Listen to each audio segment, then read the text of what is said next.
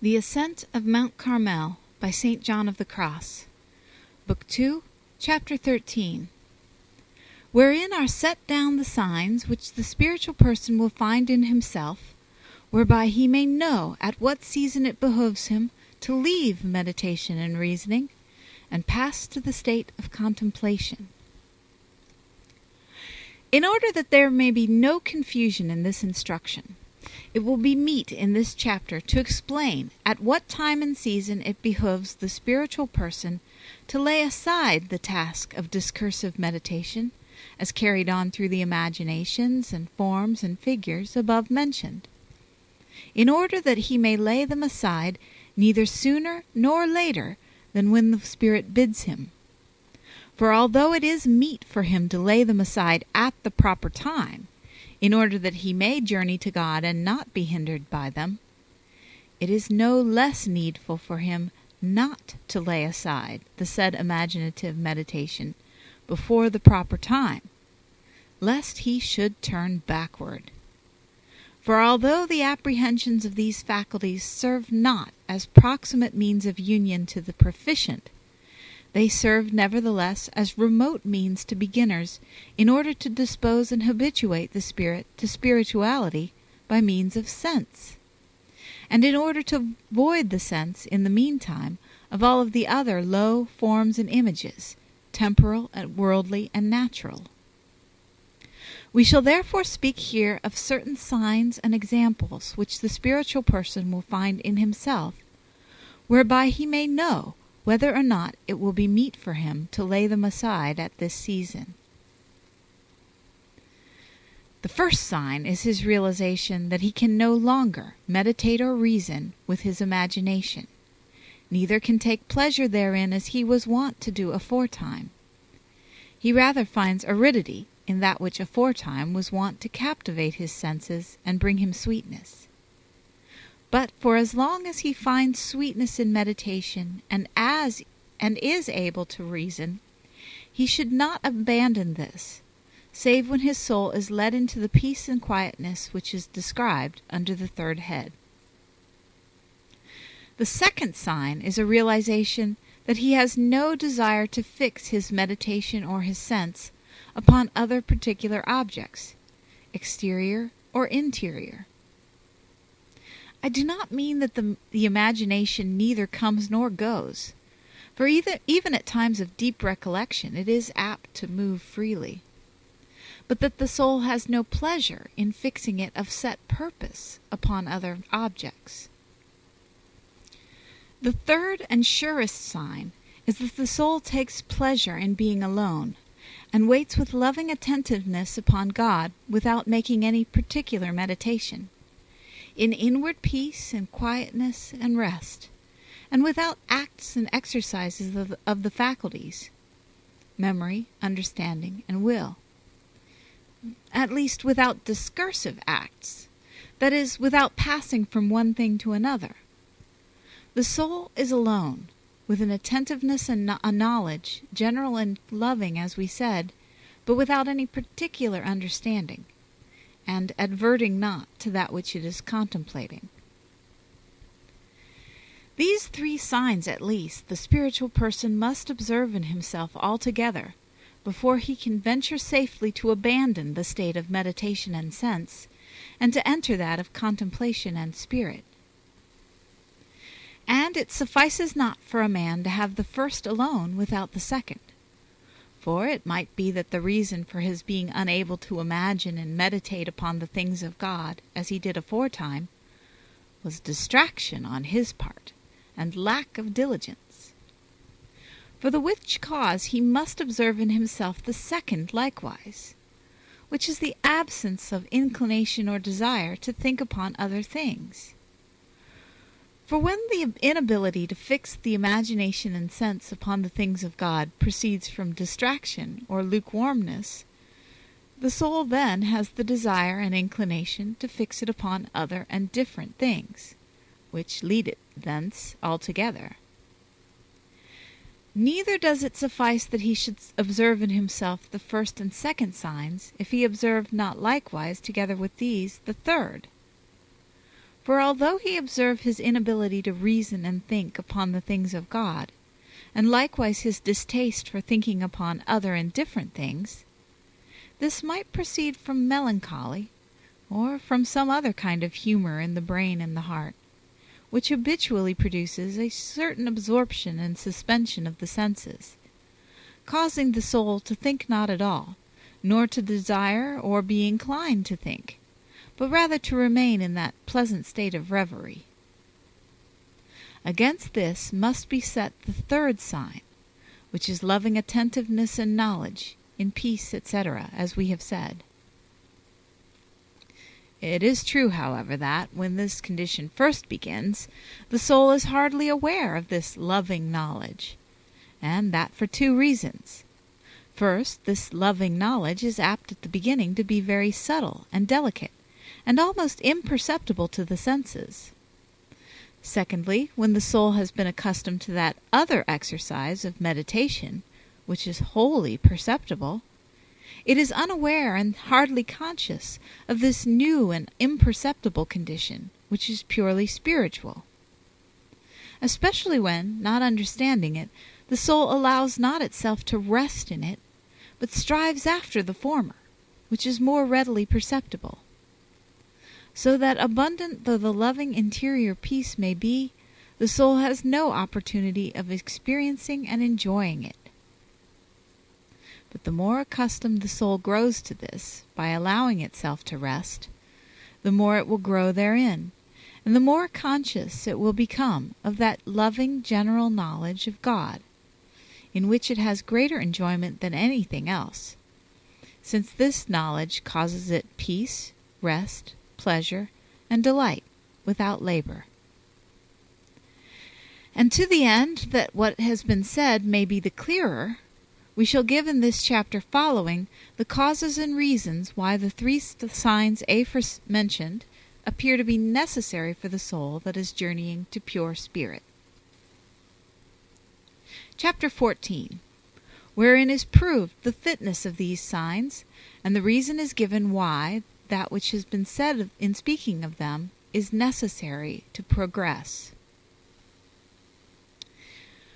With respect to the first sign whereof we are speaking, that is to say, that the spiritual person who would enter upon the spiritual road, which is that of contemplation, must leave the way of imagination and of meditation through sense, when he takes no more pleasure therein, and is unable to reason. There are two reasons why this should be done, which may almost be comprised in one. The first is, that in one way the soul has received all the spiritual good which it would be able to derive from the things of God by the path of meditation and reasoning. The sign whereof is that it can no longer meditate or reason as before, and finds no new sweetness or pleasure therein as it found before, because up to that time it had not progressed as far as the spirituality which was in store for it. For as a rule, whensoever the soul receives some spiritual blessing, it receives it with pleasure, at least in spirit, in that means whereby it receives it and profits by it. Otherwise it is astonishing if it profits by it,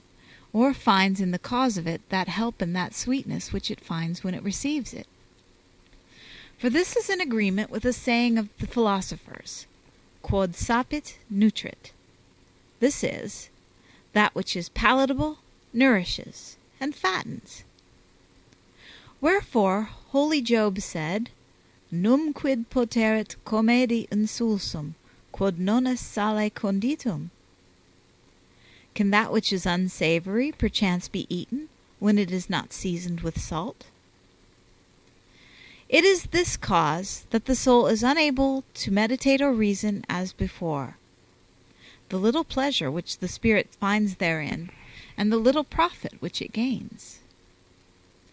The second reason is that the soul at this season has now both the substance and the habit of the spirit of meditation. For it must be known that the end of reasoning and meditation on the things of God is the gaining of some knowledge and love of God. And each time that the soul gains this through meditation, it is an act. And just as many acts of whatever kind end by forming a habit in the soul, just so many of these acts of loving knowledge, which the soul has been making one after another from time to time, come through repetition to be so continuous in it that they become habitual. This end God is wont also to effect in many souls without the intervention of these acts, or at least without many such acts having preceded it, by setting them at once in contemplation. And thus that which aforetime the soul was gaining gradually through its labor of meditation upon particular facts, has now through practice, as we have been saying, become converted and changed into a habit and substance of loving knowledge, of a general kind, and not distinct or particular as before. Wherefore, when it gives itself to prayer, the soul is now like one to whom water has been brought, so that he drinks peacefully, without labor, and is no longer forced to draw the water through the aqueducts of past meditations and forms and figures. So that as soon as the soul comes before God, it makes an act of knowledge, confused, loving, passive, and tranquil, wherein it drinks of wisdom and love and delight. And it is for this cause that the soul feels great weariness and distaste, when, although it is in this condition of tranquility, men try to make it meditate and labor in particular acts of knowledge. And for it is like a child, which while receiving the milk which has been collected and brought together for it in the breast, is taken from the breast, and then forced to try to gain and collect food by its own diligent squeezing and handling. Or it is like one who has removed the rind from a fruit, and is tasting the substance of the fruit, when he is forced to cease doing this, and to try to begin removing the said rind which has been removed already. He finds no rind to remove, and yet he is unable to enjoy the substance of the fruit which he has already had in his hand. Herein he is like to one who leaves a prize which he holds for another which he holds not. And many act thus when they begin to enter this state. They think that the whole business consists of a continual reasoning and learning to understand particular things by means of images and forms, which are to the spirit like rind. When they find not these in that substantial and loving quiet wherein their soul desires to remain, and wherein it understands nothing clearly, they think that they are going astray and wasting time, and they begin once more to seek the rind of their imaginings and reasonings, but find it not, because it has already been removed. And thus they neither enjoy the substance nor make progress in meditation, and they become troubled by the thought that they are turning backward and are losing themselves. They are indeed losing themselves, though not in the way they think, for they are becoming lost to their own senses and to their first manner of perception. And this means gain in that spirituality which is being given them. The less they understand, however, the farther they penetrate into the night of the spirit, whereof we are treating in this book, through the which night they must pass in order to be united with God, in a union which transcends all knowledge. With respect to the second sign, there is little to say, for it is clear that at this season the soul cannot possibly take pleasure in other and different objects of the imagination, which are of the world, since, as we have said, and for the reasons already mentioned, it has no pleasure in those which are in closest conformity with it, namely, those of God. Only, as has been noted above, the imaginative faculty in this state of recollection is in the habit of coming and going and varying of its own accord, but neither according to the pleasure nor at the will of the soul, which is troubled thereby, because its peace and joy are disturbed. Nor do I think it necessary to say anything here concerning the fitness and necessity of the third sign, whereby the soul may know if it is to leave the meditation aforementioned, which is the knowledge of God, or a general and loving attentiveness to him. For something has been said of this in treating of the first sign, and we shall treat of it again hereafter, when we speak in its proper place of this confused and general knowledge, which will come after our description of all the particular apprehensions of the understanding. But we will speak of one reason alone, by which it may be clearly seen how, when the contemplative has to turn aside from the way of meditation and reasoning, he needs this general and loving attentiveness or knowledge of God.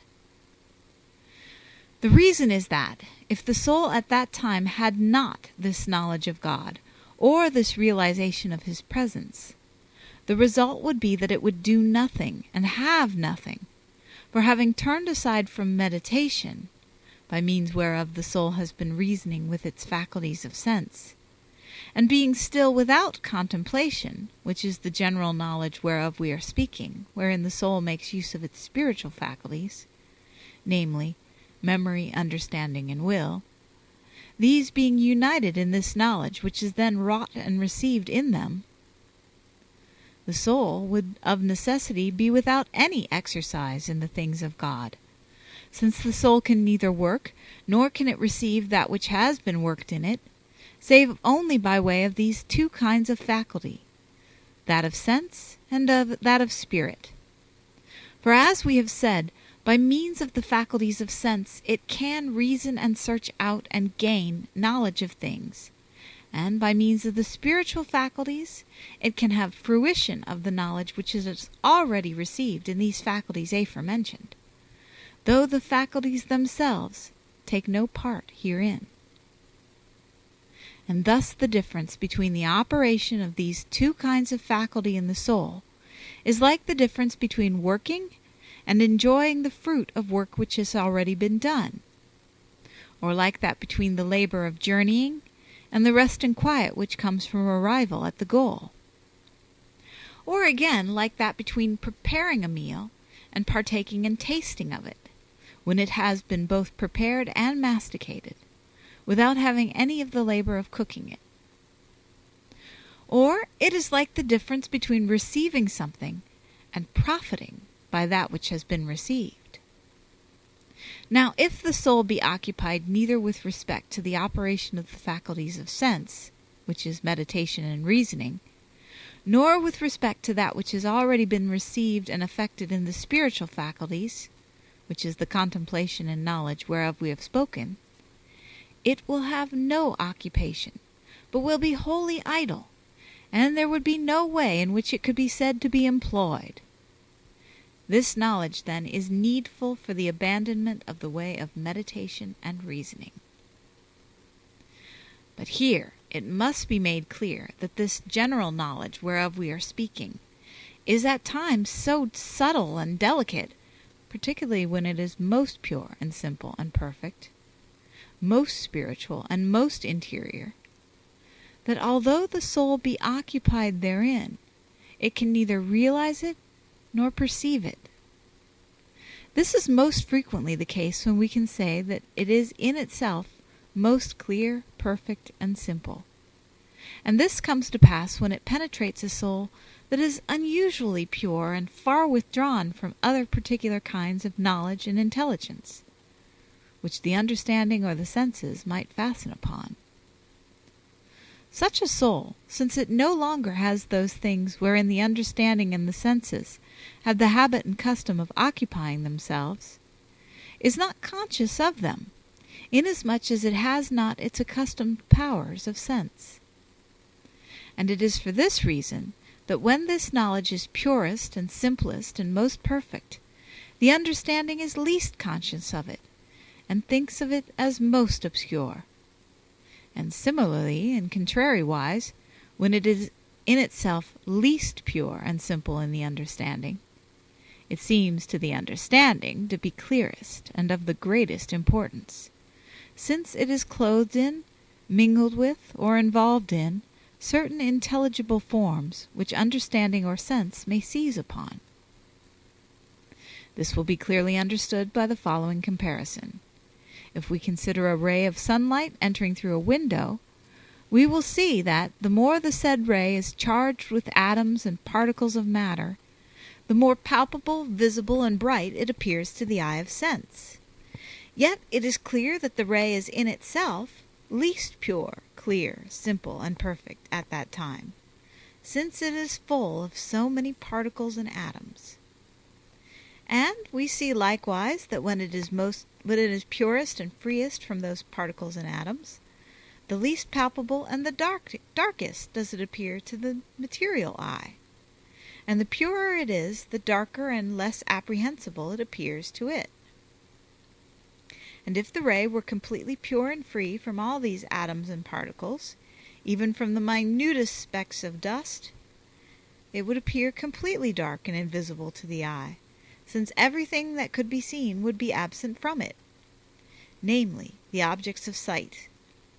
For the eye would find no objects whereon to rest, since light is no proper object of vision, but the means whereby that which is visible is seen. So that if there be no visible objects wherein the sun's ray or any light can be reflected, nothing will be seen. Wherefore, if the ray of light entered by one window and went out by another, nothing will be seen. Wherefore, if the ray of light entered by one window and went out by another without meeting anything that has material form, it would not be seen at all. Yet notwithstanding, that ray of light would be purer and clearer in itself than when it was more clearly seen and perceived through being full of visible objects. The same thing happens in the realm of spiritual light with respect to the sight of the soul, which is the understanding, and which this general and supernatural knowledge and light whereof we are speaking strikes so purely and simply. So completely is it detached and removed from all intelligible forms, which are objects of the understanding, that it is neither perceived nor observed. Rather, at times, that is, when it is purest, it becomes darkness, because it withdraws the understanding from its accustomed lights, from forms and from fancies, and then the darkness is more clearly felt and realized. But when this divine light strikes the soul with less force, it neither perceives darkness nor observes light, nor apprehends anything that it knows, from whatever source. Hence, at times the soul remains, as it were, in a great forgetfulness, so that it knows not where it has been or what it has done, nor is it aware of the passage of time.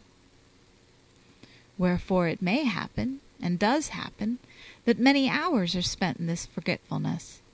and when the soul returns to itself, it believes that less than a moment has passed, or no time at all. The cause of this forgetfulness is the purity and simplicity of this knowledge which occupies the soul, and simplifies, purifies, and cleanses it from all apprehensions and forms of the senses and of the memory, through which it acted when it was conscious of time, and thus leaves it in forgetfulness and without consciousness of time. This prayer, therefore, seems to the soul extremely brief, although, as we say, it may last for a long period.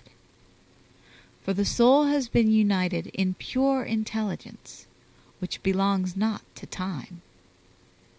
And this is the brief prayer which is said to pierce the heavens, because it is brief and because it belongs not to time. And it pierces the heavens because the soul is united in heavenly intelligence.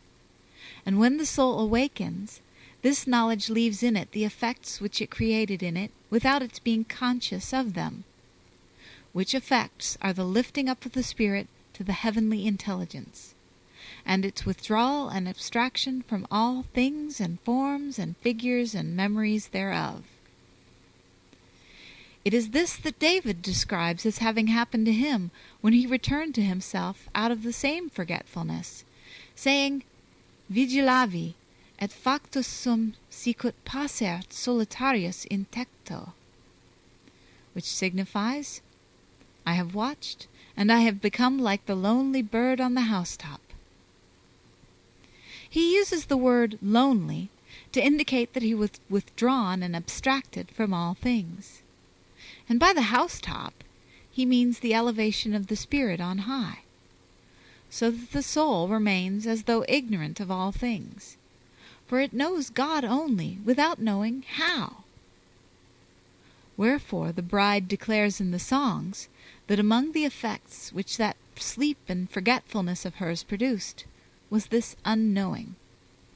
She says that she came down to the garden saying, Neshivi, that is, I knew not whence. Although, as we have said, the soul in this state of knowledge believes itself to be doing nothing, and to be entirely unoccupied, because it is working neither with the senses nor with the faculties, it should realize that it is not wasting time. For although the harmony of the faculties of the soul may cease, its intelligence is as we have said. For this cause, the bride, who was wise, answered this question herself in the songs, saying, Ego dormio et cor meum vigilat, as though she were to say, although I sleep, with respect to my natural self, ceasing to labor, my heart waketh, being supernaturally lifted up in supernatural knowledge. But it must be realized, we are not to suppose that this knowledge necessarily causes this forgetfulness when the soul is in the state that we are here describing. This occurs only when God suspends in the soul the exercise of all its faculties, both natural and spiritual, which happens very seldom, for this knowledge does not always fill the soul entirely. It is sufficient for the purpose, in the case which we are treating, that the understanding should be withdrawn from all particular knowledge, whether temporal or spiritual,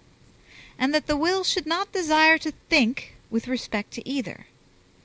as we have said, for this is a sign that the soul is occupied.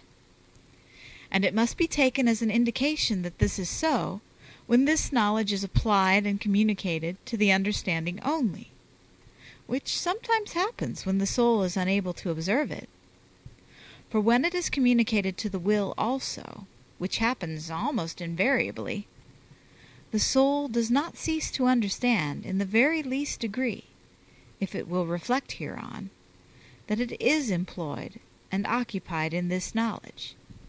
inasmuch as it is conscious of a sweetness of love therein, without particular knowledge or understanding of that which it loves. It is for this reason that this knowledge is described as general and loving, for just as it is so in the understanding, being communicated to it obscurely, even so is it in the will, sweetness and love being communicated to it confusedly, so that it cannot have a distinct knowledge of the object of its love. Let this suffice now to explain how meet it is that the soul should be occupied in this knowledge, so that it may turn aside from the way of spiritual meditation, and be sure that although it seems to be doing nothing, it is well occupied, if it discern within itself these signs. It will also be realized from the comparison which we have made,